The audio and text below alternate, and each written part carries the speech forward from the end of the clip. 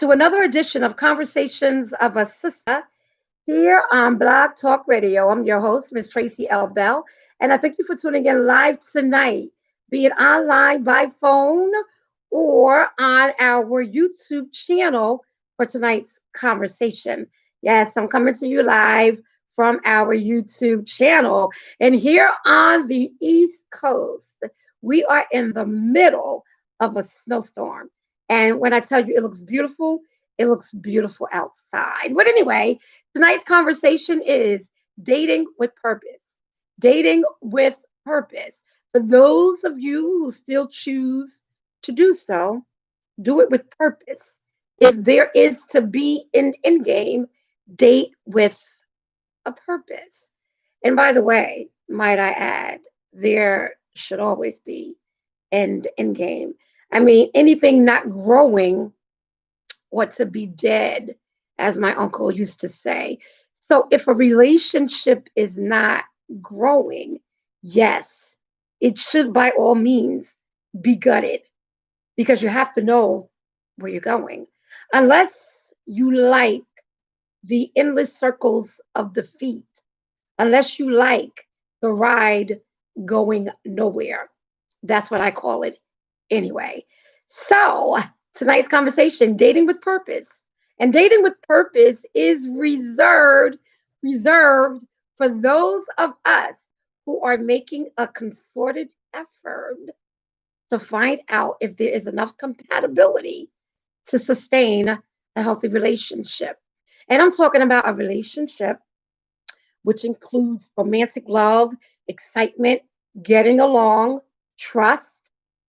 Yes, I did trust in a future together.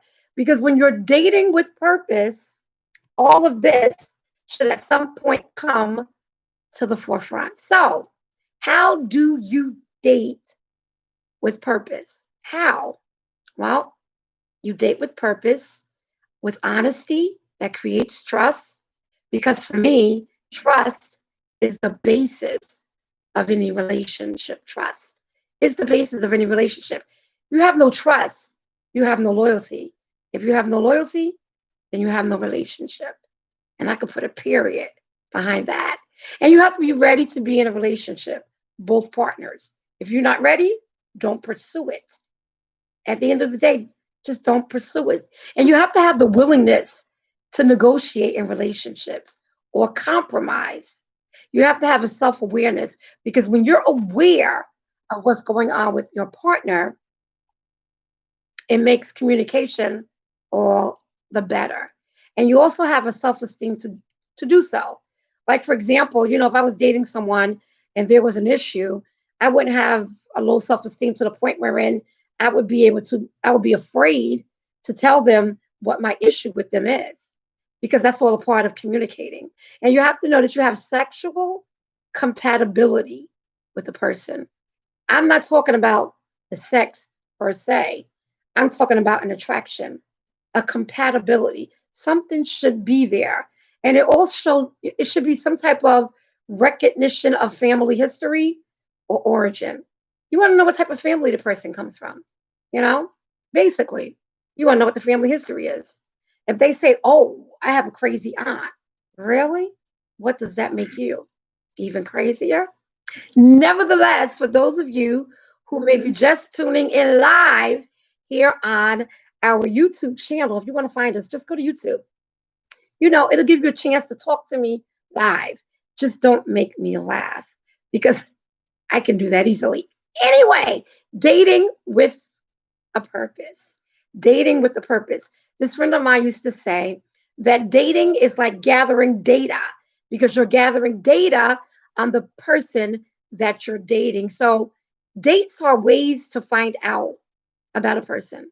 And you kind of find out, they said you find out about a person faster, but I don't think so. I think dating, a first date, and a couple of dates is like an introduction. You don't really find out about the person until you're in the meat of that relationship. Because at some point, you're going to pop the hood or the hood is going to pop and you're going to find out what that person is all about. But I think that dates create a clear and unmistakable context of what that person is about. And you have a defined setting where the both of you can look at each other and kind of check each other out. So I think that's what makes dating so fun. And you have to do it wherein it's fun. And you have to know that it's going to be fun together.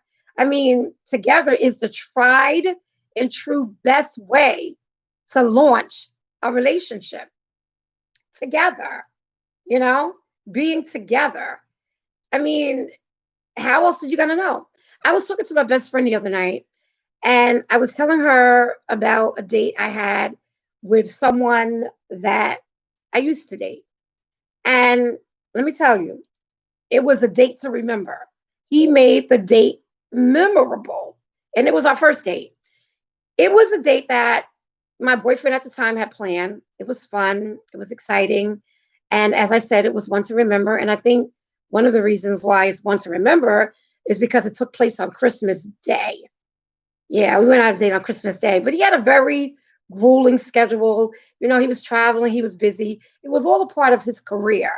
So we were able to actually have our first date on Christmas Day. And one thing I found out about him very quickly is that, he was just a busy person. He was very professional. He was into what he did. He loved what he did. And that was because he was a great communicator, which worked out very well for me because I have to have communication. Without communication, there's basically no relationship. But what we found out very quickly that night, he found out because he planned the date. He planned the date. And what he found out very quickly was that I couldn't roller skate. I couldn't roller skate. I couldn't ice skate either. And I found out, like I said, his passion for life and, what his dreams were, what his ambitions were, and how they were going to become a reality. But for me, this date was more or less like a friendship date because I only saw him at that time as a potential. So therefore, I only saw him as a friend. It wasn't until years later that I developed feelings for him.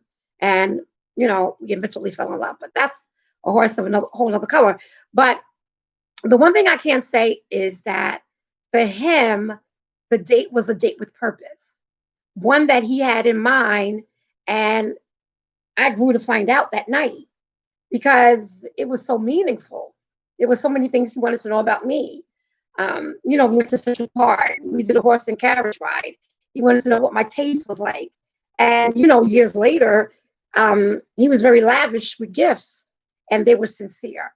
No, he wasn't trying to buy me. Nah. I think at first he tried to impress me because he was constantly sending me tickets to Broadway shows. And, I was impressed with that, but it wasn't necessary. But that was what he did. So I didn't knock it. So for me, it was just like a date with purpose because he found out about me quite quickly and he grew on it. He grew on what he found out. So, what is a meaningful relationship? What is a date with purpose? What is dating with purpose? Dating with purpose is to grow into a meaningful relationship, a relationship characterized as a personal one of significance, one that is healthy, one that is caring and long lasting. And it is one we couldn't go without. That's a relationship that's significant. It's with the person who helps us grow and become the best version of ourselves by supporting and encouraging us. And they're there for us when we need them to be. So those are significant relationships that come out of dating with a purpose. And when you have that, or when you create that, you're able to move and grow in that relationship with purpose. If you're not growing with a purpose, why have the relationship?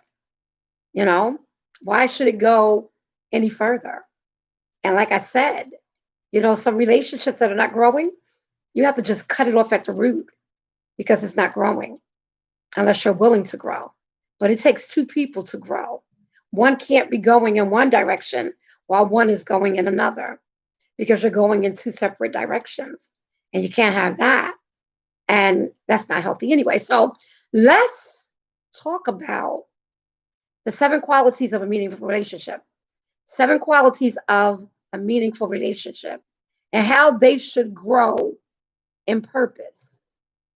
Because again, your relationship should grow in purpose and eventually have an end game, have a successful ending. Now, I'm not talking about the happily ever after. We actually create our happily ever after. People think that you ride off into the sunset and you live happily ever after, but you have two imperfect people coming into a relationship. And that's what you have to work off of. Two imperfect people. But you have to decide what the deal breakers are. You have to.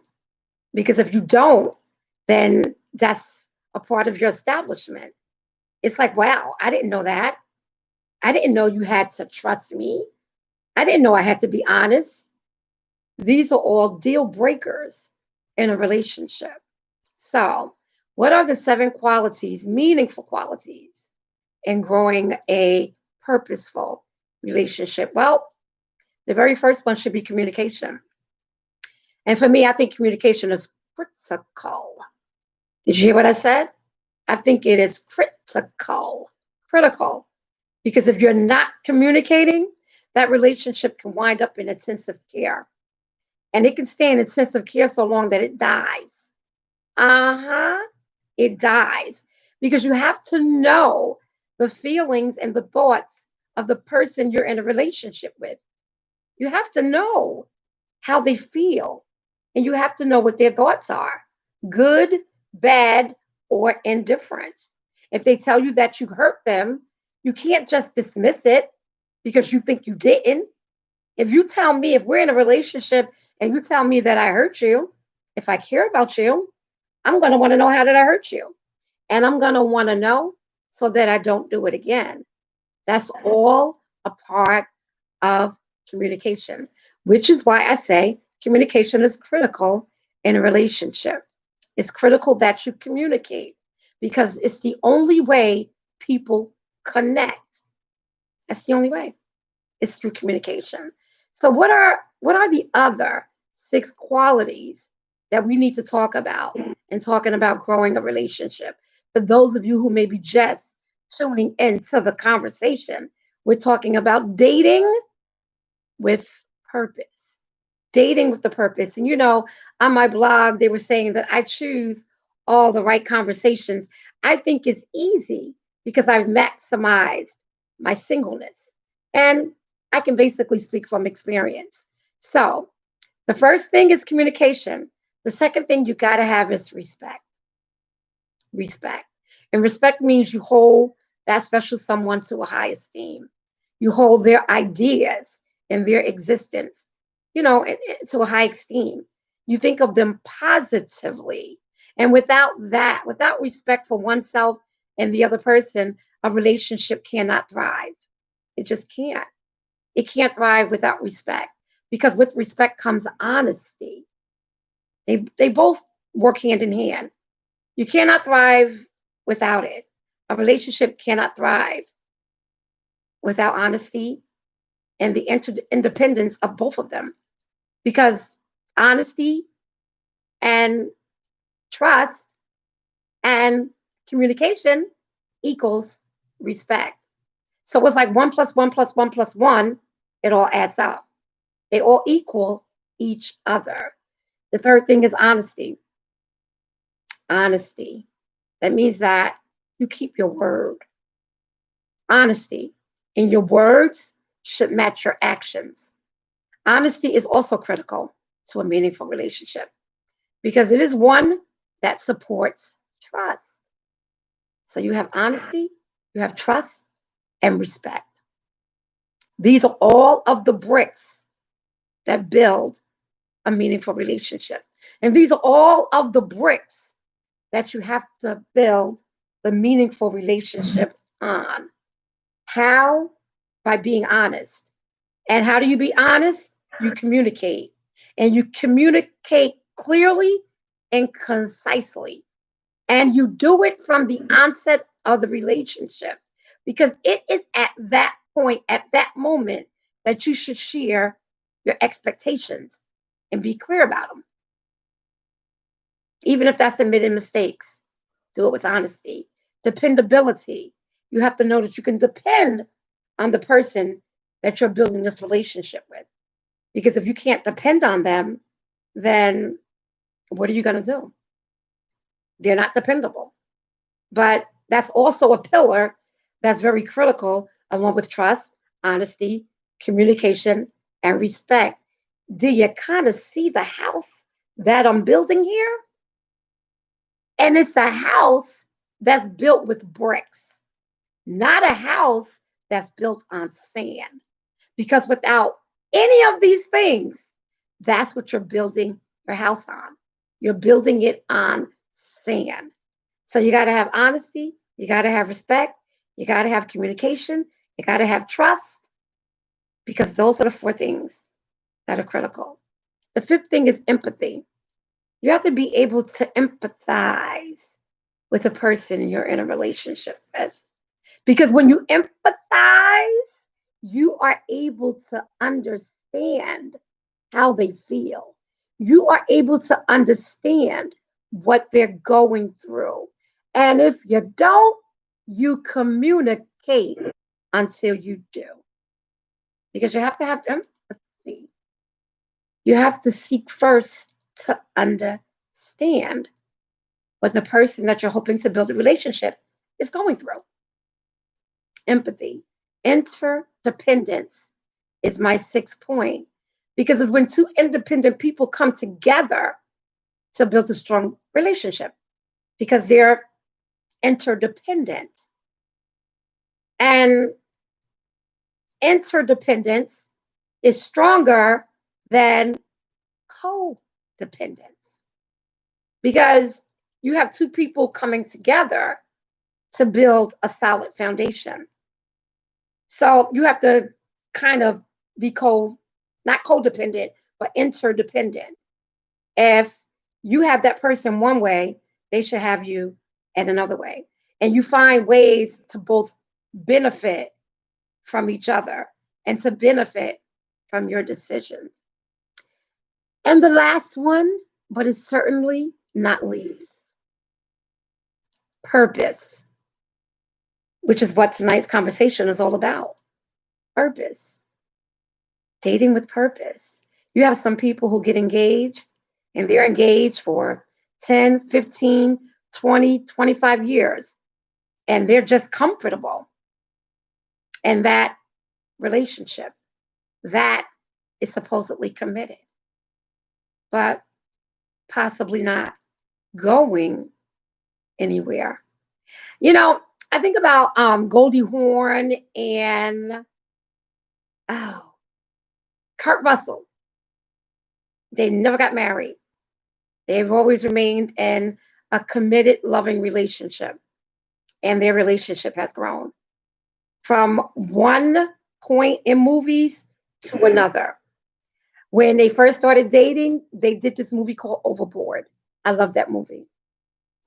And they had a new movie come out for Christmas called Mr. and Mrs. Claus. And they talked about how, although they've never married, how their relationship has grown. And guess what? That works for them. Because every strong relationship has a purpose, a reason that two people are connecting, association, or associating, or being involved with each other. It has to be a reason, it has to be a purpose. Purpose helps to dictate what is expected and appropriate of the relationship. Without a relationship, or without a purposeful relationship, it's not worth the time or the effort, because it provides no value. At least for one of you, it doesn't. It provides no value. So, finding a purpose includes evaluating why you are in the relationship to begin with, aligning with the other person the reason a relationship even exists, And if you don't do that, as I stated earlier, you will be in this vicious cycle of defeat. And there is more depth to each of the qualities that I just mentioned, that I just talked about, that I just discussed, for you to have a starting point and understanding what it means to date with purpose. And you work on those qualities with each other. You can grow in your relationship and you can continue a stage and reap the benefits of a meaningful relationship, even a relationship with problems. That is, if you start to incorporate the 7 principles that I just went over, just incorporate them: trust, honesty, communication, empathy, respect. Um, what was the other one? Purpose is the last one. Purpose is the last one. Purpose is the last one. Because you can go, as I said, in your relationship, and you can continue to stage and reap the benefits of a meaningful relationship, one with purpose. The key, I think, to it all is knowing what you want, knowing what you don't want. And when you know what you want and you know what you don't want, you can kind of cut out the middleman of time and time being wasted. So it's better to cut your losses than continue it years and years down the road of regret. But no matter what the outcome is, don't be attached to it. Don't. Don't be attached to it. If it's successful, expound on it. And if it doesn't work out, move on. Move on, Martha, move on. But remember, dating with purpose. And if you have to re-listen to tonight's conversation. I thank you always for tuning in. I am running out of time, but I hope you'll join me next week. For next week, we look back on our year in review. In the meantime, you can like and follow us on Facebook at Conversations of a Sister, or join the conversations that are always happening on my blog at conversationsofasister.com. Until next week, be well. We wish you well, and we wish you